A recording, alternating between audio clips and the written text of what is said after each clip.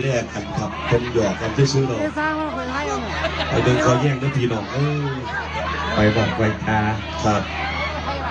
เอาเจ้าภาพเปิดเชียร์จะเข้าด้วยพี่น้อง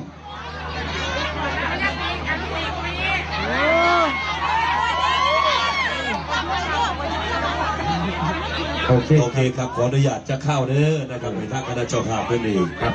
เที่ยสกรนะครับดูแลเบิ่งแย่งสกรเจ้าภาพพร้อมกับท่านเจ้าหน้าที่เป็นเที่ยสถานการณ์สกอตนะครับ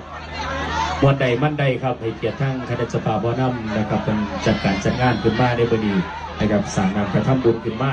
เอาพี่น้องผู้มามวลมาเซ็นกับใจเย็นๆครับทักกันแข่งกันครับโจมลูกขึ้นเด้อเราอาสิจุ๊บเอ้ยขอมีเนี่ยมาฝากเจ้านี่ยังล่ะอะไรหรอวันนี้มาใกล้ๆเอ้ยมาใกล้ๆขอมีเนี่ยมาฝากว่าให้ไกลๆได้ไหมให้ไกลๆบ่ได้ย่านนักร้องแล้วมาเร็วมาเอาเลยโอ้ยปล่อยอุตสาห์มาฝากแต่ควงแต่ไก่ได้หนึ่งมาเร็วไปบ้านนนคุณอย่าไปหาตีกันเด้อมันเจ็บไปหาสีกันมันจะมีแห้งนั่นละ